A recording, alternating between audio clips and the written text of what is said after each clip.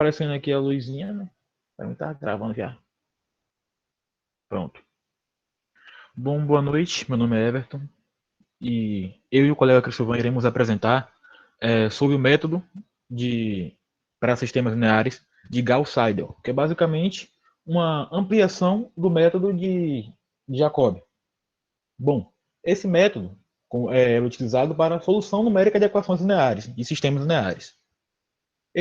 Esse slide aqui é um slide de uma plataforma livre e estamos utilizando ele a fim da disciplina de cálculo numérico, do curso de matemática do IFBA Campus Camaçari.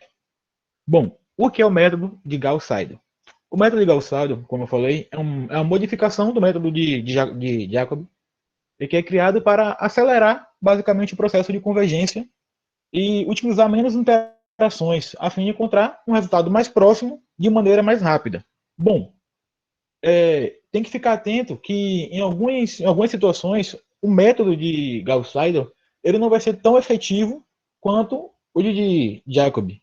Pode ser que ele demore mais ou acaba que não que o resultado não chegue a convergir.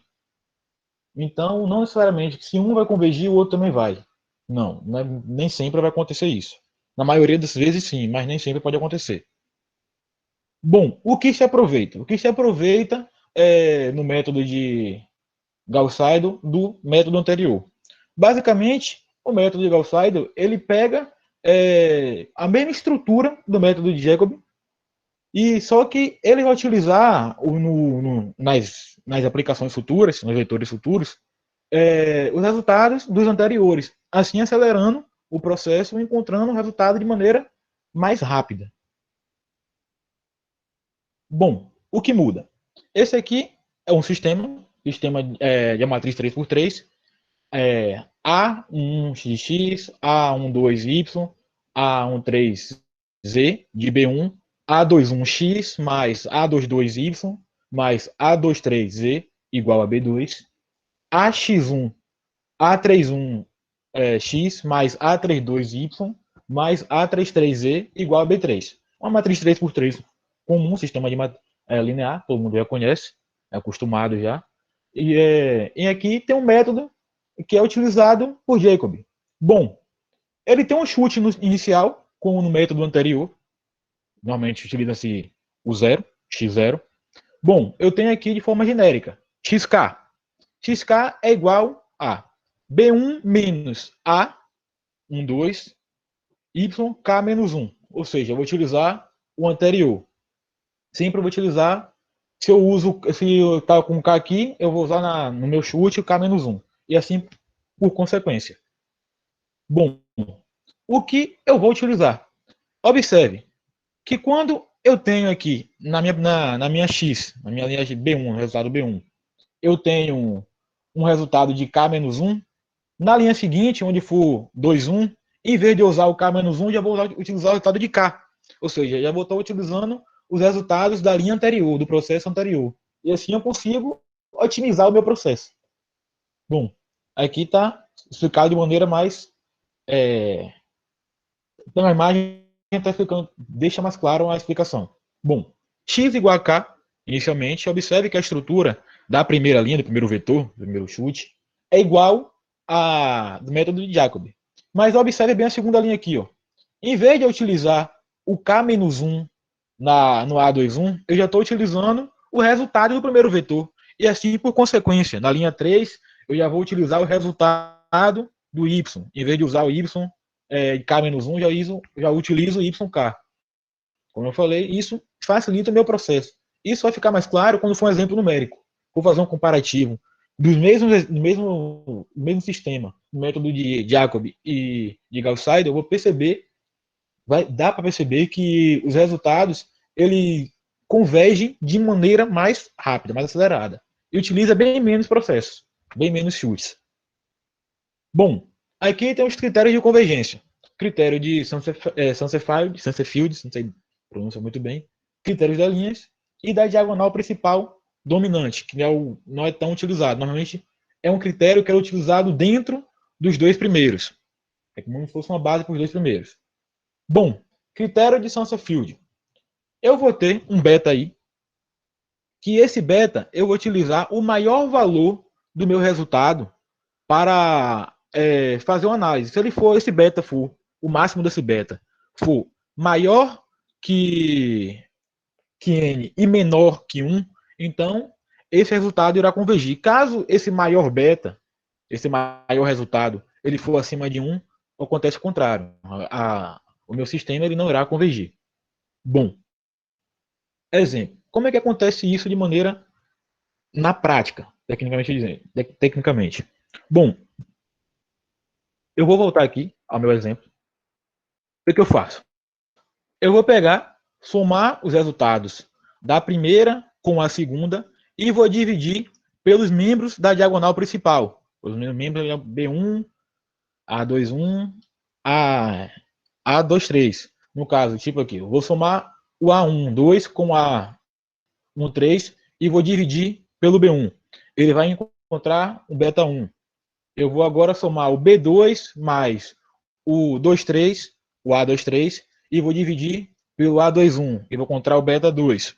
Supondo que fazendo esse processo eu encontre 0,3, 0,4, 0,5 como coeficientes desses betas. Se olhar o maior, que é o 0,5, ele é menor que 1. Então, o meu sistema está convergindo. Caso ele fosse maior que 1, irá divergir. Bom, o critério das linhas. O critério das linhas segue de forma semelhante ao do critério de Saussure-Field. Bom, o de Saussure-Field, eu voltando nele aqui, eu vou multiplicar o meu resultado do beta nos processos seguintes. O do critério das linhas, ele acontece de maneira mais lenta. É como se eu estivesse comparando esse critério de convergência de Saussure-Field, ele fosse um processo tão rápido, andasse de forma tão rápida quanto o método de Gauss-Seidel, e o critério da linha ele andasse de forma um pouco mais atrasada com o método de Jacobi. Como na verdade eles foram criados nesse segmento.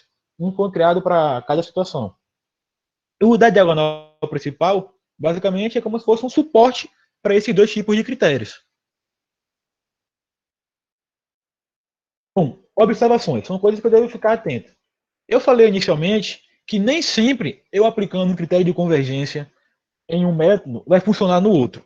Bom, o critério de Gauss-Seidel nem sempre ele vai convergir se o critério de Jacobi convergir. É tipo aquela questão de séries. Se a menor converge, a maior eu não consigo presumir nada. Mas acontece dessa mesma maneira. Bom, se o critério de Saussure-Field não for satisfeito, a convergência pode ser bastante lenta. Bom, não significa que o critério de Saussure-Field ele seja condição suficiente, mas é uma condição não significa que ele seja uma condição suficiente, mas uma condição necessária. Ou seja, se ele não satisfazer a minha convergência, pode ser que ele vá convergir, mas provavelmente vai ser de uma maneira bastante lenta. Terceira observação: qualquer perturbação nas linhas, ou seja, qualquer alteração de dados, vai acabar reduzindo a eficiência do critério de convergência de Saussure-Field. Consequentemente, acontece o mesmo com o critério da linha, já que é uma forma mais simplificada de Saussure-Field. A convergência não depende do valor inicial, porém é evidente que quanto melhor a aproximação do vetor inicial, fica mais fácil essa convergência, ou seja, o método de Gauss-Seidel, por exemplo. Do primeiro vetor para o segundo, eu já consigo ter uma diferença de valor grande, se for comparado com o de Jacobi. Ela é mais lenta. Ou seja, não depende diretamente, mas se essa diferença, ou seja, essa aproximação for mais rápida, acaba influenciando de certa forma. Bom, exemplo.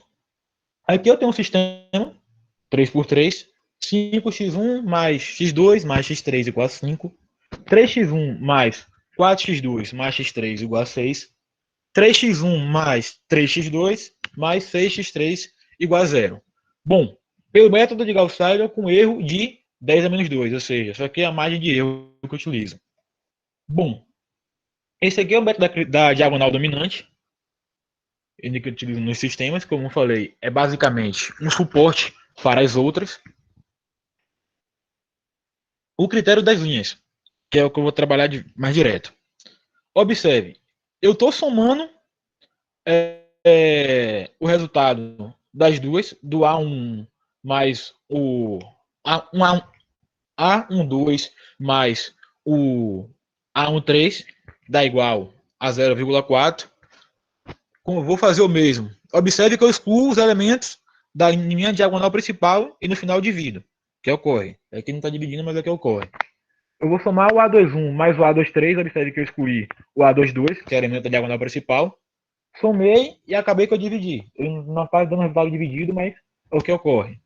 O A31 mais o A32. Exclui o A33, que é o elemento da diagonal principal. Somo e no final divido. Observe que deu igual a 1. Bom, nos critérios de convergência que a gente trabalhamos em série, muitas vezes, quando dá igual a 1, muitas vezes não, em todos os casos, dá igual a 1, praticamente não dá para concluir nada. Critério da raiz, critério da razão, de Raab, método de Gauss. Sempre que dá igual a 1, não dá para concluir. O mesmo ocorre aqui, já que é um critério de convergência de um sistema, utilizo a questão de somatório, vai seguir na mesma linha de raciocínio.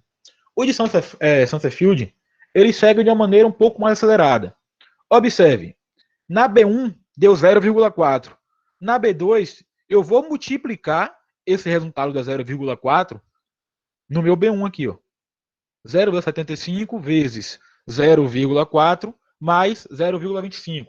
Depois que eu multipliquei, deu 0,3 mais 0,25. Observe que o valor está bem menor, ou seja, o processo é bem mais acelerado. Eu estou utilizando o resultado 10 resultados anteriores para poder acelerar o meu processo em vez de manter os vetores de forma linear. Trabalho de forma linear, no caso. A B3, observe que na B3 eu já utilizei o resultado da B1 e da B2. Aqui, ó.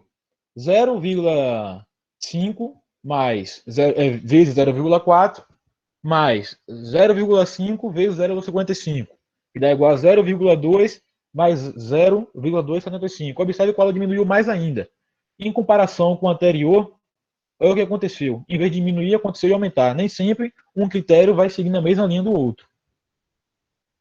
0,475. Como eu falei anteriormente, se esse beta, esse maior beta, ele for menor que 1, o meu sistema ele vai convergir. Quem é o meu maior beta aqui? É o beta 2, 0,55.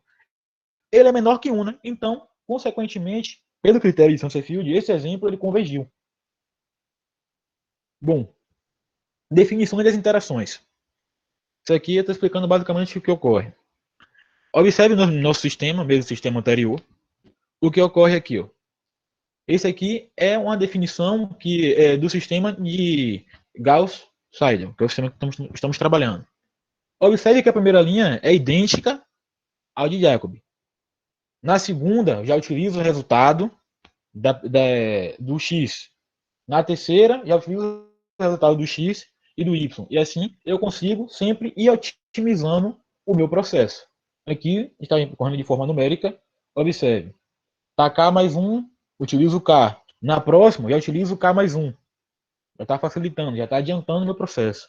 Na terceira, já utilizo o K mais 1 no x1 e no x2. Se fosse a matriz 4x4, eu utilizaria na última linha, na x4, o resultado de x1, resultado de x2, resultado de x3, e assim, consequentemente, independente do tamanho da matriz.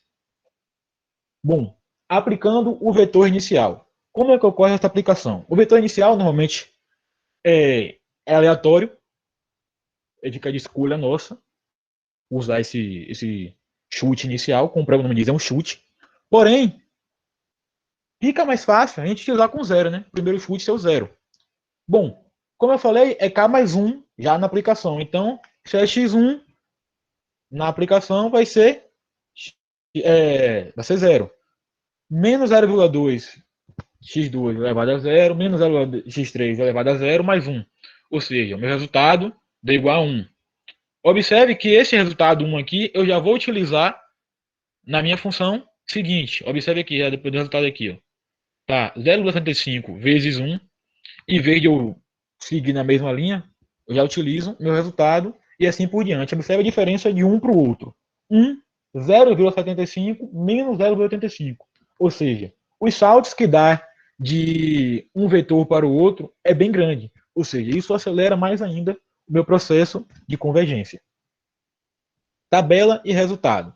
Bom, eu tenho aqui o K com os x1s 0, 1, 2, 3, 4. Aqui são os resultados. Observe, na primeira linha, D1 0,75 menos 0,85, que é um dos resultados. Na segunda, 1,025, 0,95 menos 0,975. Terceira, 1,0075. Segunda, 0,9913. Na terceira linha, 0,994. Bom, eu vou resumir aqui o que acontece. Basicamente, como eu falei anteriormente, o que ocorre? De uma linha para outra, eu vou ter saltos do resultado que são bem mais largos do que acontece no método de Jacob. No de Jacob, esses resultados aqui provavelmente iria convergir de maneira bem mais branda, bem mais lenta. Já no de Gauss-Seidel, ele ocorre de maneira bem mais rápida. Bom, se ficou algumas dúvidas, podem perguntar, fique à vontade. E aqui estão nossos obrigados e as referências que se encontram no livro de cálculo numérico, agora esqueci o nome, Cristóvão vai lembrar. Meu colega lembra. Bom, agora eu vou passar para o meu colega Cristóvão. Ele irá apresentar a tabela de Excel, explicando melhor como funciona o método na forma prática, construindo com vocês. Bom, pode ir, Cristóvão. Fique à vontade.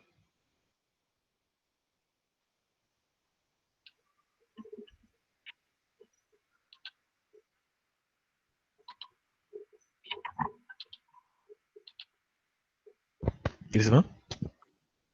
Oi, Pode ficar à vontade.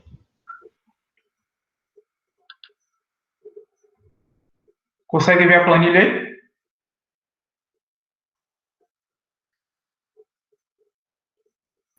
Ok, Então, boa noite. Eu vou dar continuidade aqui e vou mostrar para vocês como resolver esse sistema linear pelo método de Gauss-Seidel aqui no Excel. Aqui a gente tem nosso sistema linear 3x3, que já foi apresentado pelo colega, e aqui está a nossa função interação. Percebam aqui que as variáveis elas foram isoladas, né, em relação à diagonal principal. Aqui está o x1. Perceba que quando passou aqui o 5 dividindo, aqui ficou 1. Quando passou o x2, o coeficiente ficou menos 0,2, porque foi 1 dividido por 5. E assim, sucessivamente, nas outras linhas aqui do nosso sistema.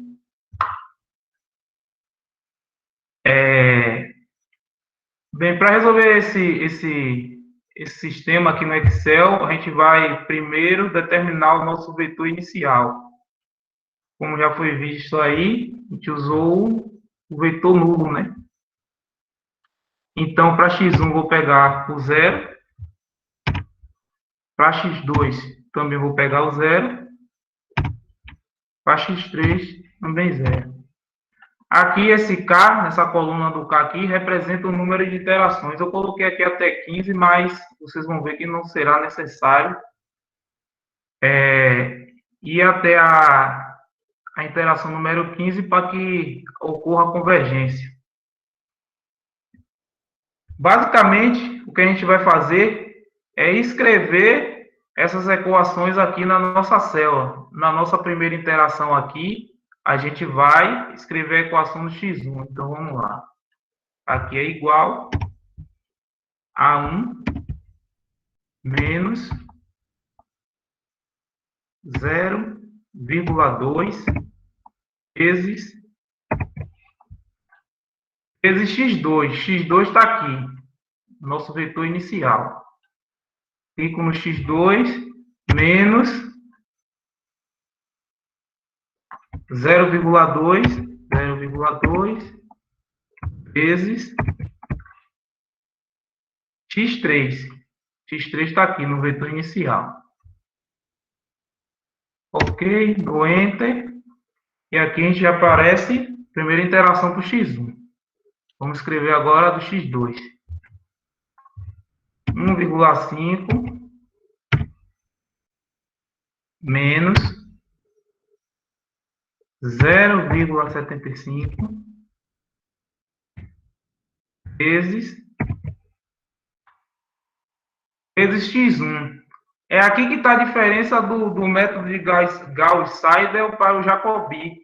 No método de Jacobi, a gente teria que usar o vetor inicial que foi dado aqui no início. Já em Seidel, a gente já utiliza esse valor aqui da primeira interação. Só é clicar nessa célula aqui. Então, é 0,75 vezes 1. Peraí, ocorreu um erro aqui.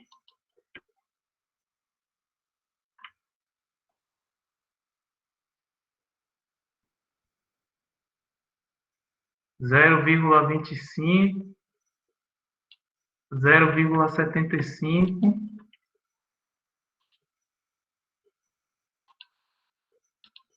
Peraí, deixa eu deletar aqui. Vou passar de novo.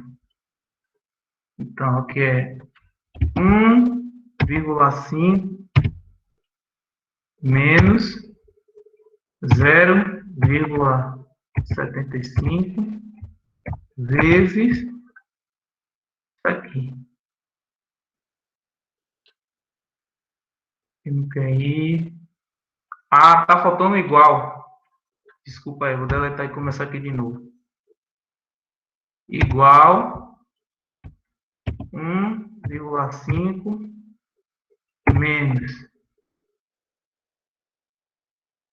0,75 vezes esse resultado aqui, F4. Menos, agora aqui, 0,25 vezes x3. Como a gente não tem o resultado x3, a gente vai pegar aqui o nosso vetor, a coordenada do vetor inicial. Certo. 0,5. Agora aqui a gente vai escrever a coordenada do nosso x3. Aqui é o 0, então vou começar por menos 0, faltou igual. Igual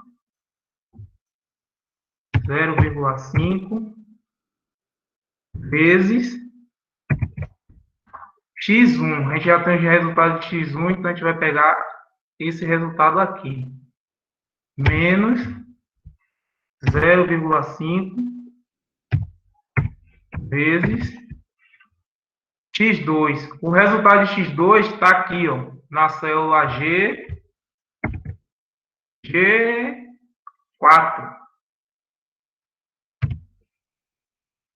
Dou Enter. Pronto. Aqui a gente já tem a nossa primeira interação. Agora aqui só a gente selecionar, arrasta para cá e arrasta para baixo. Pronto. E aqui o programa já reconhece e ele faz as interações automaticamente. Agora a gente só precisa calcular o nosso erro. O erro aqui vai ser igual ABS, que é o valor absoluto, ABS, que é o nosso xk menos 1. Nesse caso aqui é o 1 menos coordenada do vetor inicial. Vou dar o Enter. Seleciono aqui.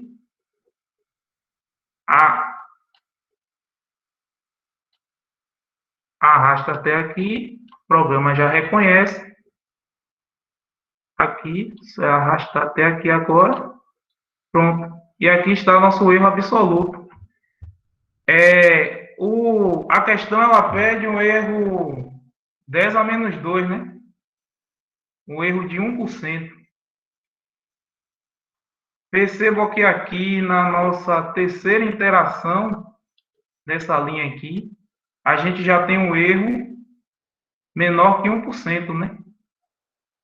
Então, aqui a gente tem o nosso resultado.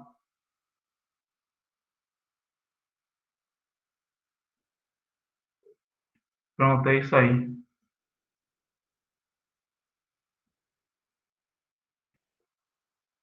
Nessa linha aqui, na quarta interação, a gente já tem um refinamento melhor ainda.